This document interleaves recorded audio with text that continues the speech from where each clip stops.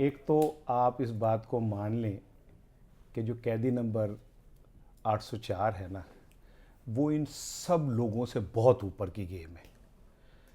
कल को जो उसे गालियां दे रहे थे, आज उसके पीछे धूम हिलाते फिर रहे हैं। पीपल्स पार्टी भी तहाज चाहती है, फजलुर रहमान साहब भी मिसकालें मारनी शुरू हो गए, ठीक है। पीपल्स पार्टी भी दूरों दूरों अखियाँ मारे मुंडा पटवारी दा, ये भी कि नेड़े आ बालमा वे, ठीक है ना। ये तो सब शुरू हो गए। ये तो यहूदी एजेंट कहते थे इमरान खान को ना, ये तो कहते थे कि इमरान खान यहूदी एजेंट है। आज वो कह रहे हैं कि हम एक कलमा गो हैं और हम क्या कहते हैं जिस्म हमारे अलहदा हो सकते हैं और ये मुसलमान हुआ है। हाँ, दिमागों का झगड़ा है, वो जल्द ठीक हो जाएगा। आज अचानक ही उनके अंदर एक नूर की शम्मा रोशन हो गई। और पीपल्स पार्टी जो कहती थी कि वो तो इमरान खान बुराइयों की जड़ है, आज उसके पीछे कि जी हमने तो उनसे रब्ता किया था, उन्होंने कहा कि नहीं परवर, ठीक है। एक बात आप समझ लें कि इमरान खान एक लकीर है अच्छाई और बुराई की। अब जो जिनको अंदाज़ा हो रहा है वो उसकी हकीकत को भी तस्लीम कर रहे हैं, उसके पीछे भी आ रहे हैं। फजलुर रहमान साहब क्यों आए?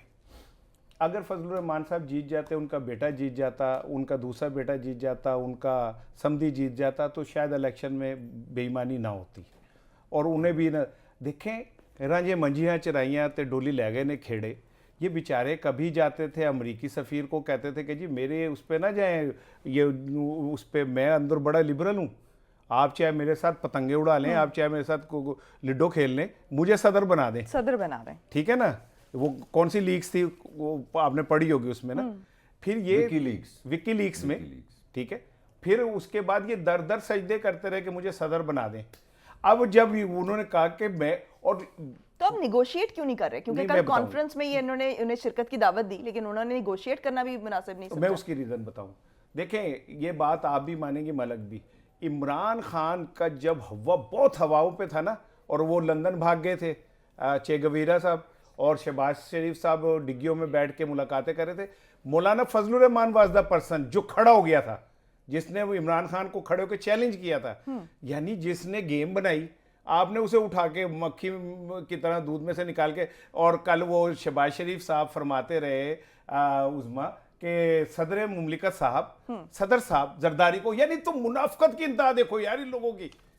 जरदारी साहब ने क्या कहा था, एक मिनट, जरदारी साहब ने तो कहा था कि अगर अब मैंने नवाज शरीफ के साथ इत्तेहाद किया तो मुझे अल्लाह भी माफ नहीं करेगा। तो बच्चू, अल्लाह तो तुम्हें माफ नहीं करेगा, अल्लाह तो नहीं अब तुम्हें माफ करेगा। तुमने अल्लाह को गवाह करके कहा। ये बिलावल कह रहे थे ना, मैं तो अब नवाज शरीफ साहब, मेरा भांजा कहता था मैं तो आपके लिए यहाँ पे अस्पताल बनाऊंगा, जब वो इलेक्शन लड़ रहा था। तो अब वो कह रहे कि जी वो तो सारी सियासी बातें थी। अच्छा राना साहब हमारे साथ इस वक्त मौजूद हैं।